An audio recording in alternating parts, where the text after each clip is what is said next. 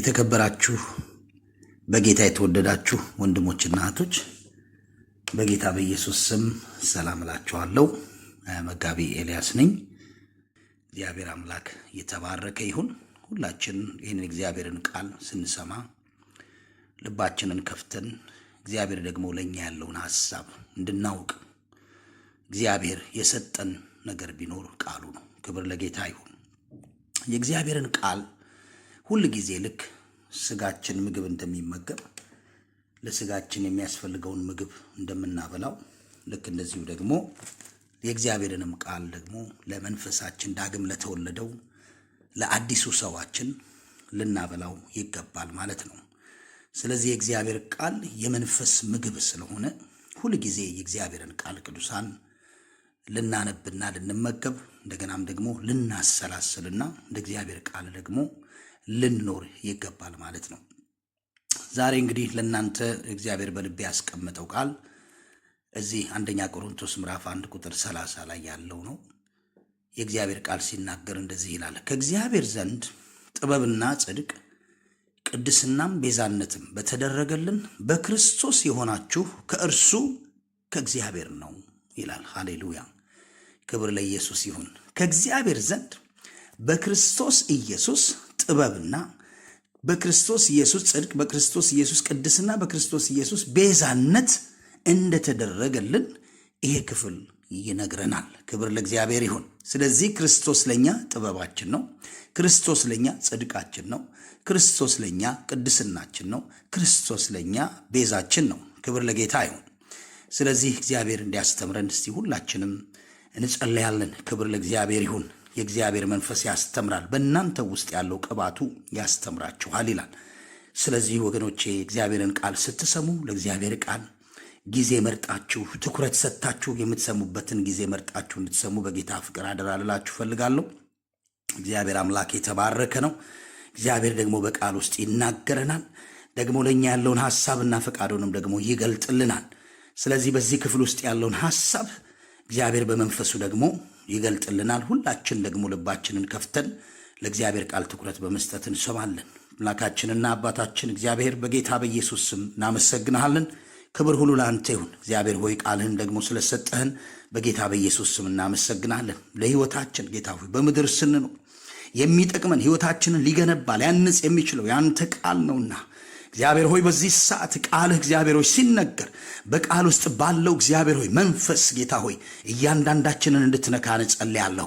እግዚአብሔር ሆይ ቃልን እየሰሙ ወገኖቼ እግዚአብሔር በመንፈስ እንዲሞሉ፣ እግዚአብሔር ሆይ ቃልን እየሰሙ ወገኖቼ በመንፈስ እንዲነኩ፣ የታመመ ቢኖር እንዲፈወስ፣ የታሰረ ቢኖር እንዲፈታ፣ እግዚአብሔር በጨለማ ያለ ብርሃን እንዲሆንለት በጌታ በኢየሱስ ስም እግዚአብሔር ሆይ ጸልያለሁ። ቃልህ እግዚአብሔር ሕይወት ነውና፣ ቃልህ እግዚአብሔር ሆይ መንፈስ ነውና በጌታ በኢየሱስ ስም ወደ እያንዳንዳችን ሲመጣ አሁን ጌታ ሆይ ቃልህ ሕያው የሚሰራ ሁለት አፍ ካለው ሰይፍ ይልቅ የተሳለ ነው ተብሎ እንደተጻፈ እንዲሁ ጌታ ሆይ አሁን እግዚአብሔር ሆይ ቃልህን በሚሰሙት ላይ እግዚአብሔር ሆይ መንፈስ ቅዱስ በኃይል እንዲወርድባቸው በኢየሱስም በቃል ውስጥ ያለው መንፈስ እንዲያገኛቸው ጸልያለሁ። አምላኬና መድኃኒቴ ሆይ ለሰሚዎቹ ጸጋን እንድትሰጥ ለእኔም ለተናጋሪው ደግሞ ጸጋን እንድትሰጠኝ ጠይቀሃለሁ። እግዚአብሔር አባት ሆይ ቃል በኢየሱስ ስም ያለ መከልከል እንዲገለጥ በጌታ በኢየሱስ ስም ሐሳብና ፈቃድ የሆነውን ነገር ማወቅ እንዲሆንልን አይኖቻችንንም ደግሞ እንዲከፍት በጌታ በኢየሱስ ስም ጸልያለሁ። እግዚአብሔር ቃልን ስለሰጠን ተመስገን። ቃልን ጊዜ ባርክልን። በኢየሱስ ስም ጸልየናል፣ አሜን። እንዲህ ባነበብነው ክፍል ውስጥ እግዚአብሔር ለኛ በክርስቶስ ኢየሱስ የሰጠን 4 ነገሮችን የምናየው ዛሬ የመጀመሪያውን እናገራለሁ። እርሱም ምን ይላል? ክርስቶስ ጥበባችን ነው ይላል። ሃሌሉያ! እዚሁ ቆላስይስ ምዕራፍ 2 ቁጥር 3 ላይ ተመሳሳይ ቃል ይናገራል። የተሰወረ የጥበብና የእውቀት መዝገብ ሁሉ በእርሱ ነውና ይላል። ሃሌሉያ! የተሰወረ የጥበብና የእውቀት መዝገብ ሁሉ በእርሱ በክርስቶስ ነውና። ስለዚህ በክርስቶስ ውስጥ የተሰወረ የእግዚአብሔር ምን አለ? ሃሌሉያ! ጥበብ አለ። የእግዚአብሔር እውቀት አለ። የእግዚአብሔር የሆነ ነገር በክርስቶስ ውስጥ አለ። ስለዚህ ክርስቶስ ምንድን ነው ይለናል? የጥበብና የእውቀት ሁሉ መገኛ ነው ይላል። ሃሌሉያ! ወገኖቼ በምድር ላይ 2 አይነት እውቀት አለ። አንደኛው እውቀት ምድራዊ እውቀት ኖሲስ የሚባል እውቀት ነው። ሁለተኛው እውቀት ደግሞ ሰማያዊ እውቀት ነው፣ ኤፒግኖሲስ የሚባል ሁለት አይነት ዕውቀት ነው ያለው። ሰው የምድራዊ ዕውቀት ብቻ አውቆ የሚኖር አለ። እንደገና ደግሞ ሰማያዊውም ደግሞ ዕውቀት የሚያውቅ አለ። ይሄ እየነገረን ያለው እግዚአብሔር ክርስቶስ ጥበባችን ነው ሲል ይሄ ሰማያዊ ዕውቀት ነው፣ ምድራዊ ዕውቀት አይደለም። በአንደኛ ቆሮንቶስ ምዕራፍ 2 ቁጥር 8 ላይ እንደዚህ ይላል፣ ከዚች ዓለም ገዢዎች አንዱ እንኳን ይህን ጥበብ አላወቀም፣ አውቀውስ ቢሆን የክብርን ጌታ ባልሰቀሉት ነበር ይላል። ነገር ግን ዓይን ያላየችው ጆሮም ያልሰማው በሰው ልብ ያልታሰበው እግዚአብሔር ለሚወዱት ያዘጋጀው ተብሎ እንደተጻፈ እንዲህ እንናገራለን። ሃሌሉያ! ይህንን ጥበብ ይላል የዚህ ዓለም ገዢዎች፣ በዚህ ምድር ያሉ ሳይንቲስቶች፣ አዋቂዎች የሚባሉ ዶክተሮች፣ የተማሩ ያልተማሩ ይህንን የእግዚአብሔርን ጥበብ አላወቁም፣ ሊያውቁትም ደግሞ አይችሉም። ምክንያቱም ደግሞ ሰው ኢየሱስ ክርስቶስን ሲያምን ብቻ ነው ይሄ ጥበብ ለሱ የሚገለጥለት። ስለዚህ የእግዚአብሔርን ጥበብ ለማወቅ በመጀመሪያ ክርስቶስ ኢየሱስን የግል መድኃኒትና አዳኙ አድርጎ ያልተቀበለ ሰው ይሄንን ጥበብ በምርምር በፍለጋ ሊያገኘው አይችልም። ሃሌሉያ! እኛ ግን እንዴት ተገለጠልን ስንል ክርስቶስ ኢየሱስን የግል መድኃኒታችን አድርገን ከተቀበልንበት ጊዜ ጀምሮ ይህ ጥበብ በውስጣችን በመንፈሱ አማካኝነት ሃሌሉያ ወደ እያንዳንዳችን ውስጥ ገብቶ የእግዚአብሔርን እውነትና ጥበብ ደግሞ ምን አደረገልን? በመንፈሱ በኩል ገለጠልን። ስለዚህ ይሄ ክፍል እንደሚነግረን ክርስቶስ ምናችን ነው ይላል? ጥበባችን ነው ይላል። ሃሌሉያ! ስለዚህ ኢየሱስ ክርስቶስ የሕይወት ጌታ እንዲሆን ከፈቀድክለትና መኖሪያውን በልብ ውስጥ ካደላደለበት ከዛ ቀን ጀምሮ እርሱ ላንተ ጥበብ ይሆንልሃል። ሃሌሉያ! ይህም ደግሞ ሃሌሉያ አንተን ጥበበኛ ከማድረግ የተለየ ነገር። ክርስቶስ ጥበባችን ነው ስንል እኛን ጥበበኛ ከማድረግ የተለየ ነገር ነው።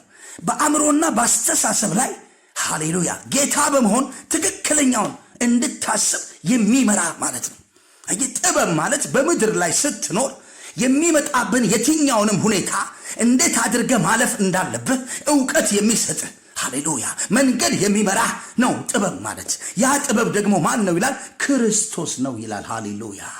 ክብር ለኢየሱስ ይሁን። ምንም እንኳን ይሄ ክርስቶስ የተባለው በእኛ ውስጥ ሲኖር ጥበብ ቢሆንልንም የእግዚአብሔር ጥበብ በሕይወታችን እየሰራ መሆኑን ግን ዕለት ዕለት እኛ ልናውጅ ይገባናል። በዚሁ በአንደኛ ቆሮንቶስ ምዕራፍ 2 ቁጥር 7 ላይ ሐዋርያው ጳውሎስ በጣም ጠቃሚ ምክር ይሰጠናል። ነገር ግን አለ እግዚአብሔር አስቀድሞ ከዘመናት በፊት ለክብራችን የወሰነውን ተሰውሮ የነበረውን የእግዚአብሔርን ጥበብ በሚስጥር እንናገራለን ይላል። ሃሌሉያ! በውስጣችን የተሰወረው የክርስቶስን ጥበብ ተተን በማወጅ ጥበቡ በእኛ ሕይወት ላይ እንዲገለጥና እንዲሰራ ማነሳሳት የኔና የናንተ ፋንታ ነው ማለት ነው። ጥበብ ዝም ብሎ ውስጣችን ስለተቀመጠ ብቻ ይሰራል ማለት አይደለም። ጥበብ በውስጣችን ካለ፣ ክርስቶስ በውስጣችን ካለ ይህ ጥበብ ደግሞ እንዲሰራ ምን ማድረግ አለብን? ማወጅ አለብን። ሃሌሉያ! እንዲነሳሳ እንዲሰራ ማድረግ ያለብን እኔና እናንተ ነው። ስለዚህ እንዲህ በውስጣችን እንናገራለን ማለት ነው። ሃሌሉያ! አሁንም ተነሱና እንዲህ ብላችሁ እስቲ ተናገሩ። ክርስቶስ ለእኔ ጥበብ ሆኖኛል በሉ እስቲ። ድገሙና በሉ እስቲ ያኔ ክርስቶስ ለኔ ጥበብ ሆኖኛል። ሃሌሉያ! ድገሙና እንዴ በሉት፣ ክርስቶስ ለኔ ጥበብ ሆኖኛል። ሃሌሉያ!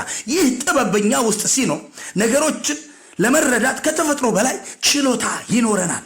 ችሎታ ነው የሚሰጠው። ጥበብ ምንድነው? ችሎታ ነው። ጥበብ የእግዚአብሔር ችሎታ ነው። ምድርን፣ ሰዎችን እግዚአብሔር እንደሚያይ ማየት እንጀምራለን። እግዚአብሔር ሁኔታዎችን እንዴት ነው የሚያዩ? ጥበበኛ ስትሆን እንደ ጥበበኛ ነው የምትመላለሰው። የፈጠራና ሁኔታዎችን የማሻሻል ልዩ ችሎታ ይኖራል። ሃሌሉያ! አእምሮ ደግሞ ንቁ፣ ቀልጣፋና በጣም ኤክሰለንት ጥሩ ይሆናል። ስለዚህ ክርስቲያን ማለት ፈዛዛ ማለት አይደለም። ክርስቲያን ማለት ዝም ብሎ ግራ የተጋባ አይደለም። ክርስቲያን ማለት ምን እንደሚያደርግ የማያውቅ ሳይሆን ክርስቲያን ማለት በአእምሮው የነቃ ሃሌሉያ የእግዚአብሔር ጥበብ በውስጡ ስላለ፣ የክርስቶስ ጥበብ በውስጡ ስላለ የተነቃቃ ቀልጣፋ ሃሌሉያ በጣም ደግሞ ኤክሰለንት የሆነ ማይንድ ያለው ነው። ምክንያቱም ክርስቶስ የተባለው ጥበብ በሱ ውስጥ ከመኖሩ የተነሳ የሚያደርገውና የሚሰራውን ነገር ጠንቅቆ ያውቃል። ከሌሎች ይልቅ የተገለጠለት ሰማያዊ ምስጢር ያለው ሰው ነው። ሃሌሉያ! ስለዚህ ወገኖቼ ክርስቶስ ጥበባችን ነው። በምድር ላይ ስንመላለስ እንደ ባለ አእምሮ እንድንመላለስ የሚያደርገን የክርስቶስ ጥበብ በእኔና በእናንተ ውስጥ አለ ማለት ነው። ክብር ለኢየሱስ ይሁን። ይሄ ታዲያ ጥበብ እንዴት ነው በውስጣችን እየበዛ እየተረዳ ነው የምንሄደው ስንል የእግዚአብሔርን ቃል ይበልጥ ባወቅንና በተረዳን መጠን ከጥበብ ጋር ማለት በውስጣችን ያለውን ጥበብ የዛኔው ያክል እየበዛ እየጎለበተ ይሄዳል፣ እየተገለጠ ይሄዳል። ስለዚህ ለእያንዳንዱ በምድር ላይ በምንኖረው በአገልግሎታችን ቢሆን በህይወታችን ቢሆን በኑሯችን ቢሆን ለእያንዳንዱ ሁኔታ ምን ማለትና ማድረግ እንደሚገባን ይሄ በውስጣችን ያለው ክርስቶስ የተባለው ጥበብ በእያንዳንዱ ቀን የሚያስፈልገንን መረዳትና ዕውቀት ይሰጠናል ማለት ነው። ስለዚህ ለመናገር አፋችንን በምንከፍትበት ሰዓት ያ መለኮታዊ ጥበብ ከአፋችን እየወጣ ለመጣው ሁኔታ መልስን መስጠት ይችላል ማለት ነው። ሃሌሉያ። ኢቭን እንኳን ከሰው ጋር ስንነጋገር ለየትኛውም ነገር መልስ መስጠት የምንችልበትን ዕውቀትና ጥበብ የሚሰጠን ነው ይሄ ክርስቶስ የሚለው። ሃሌሉያ። በማቴዎስ ወንጌል ምዕራፍ 10 ቁጥር 19 እና 20 ምን ይላል?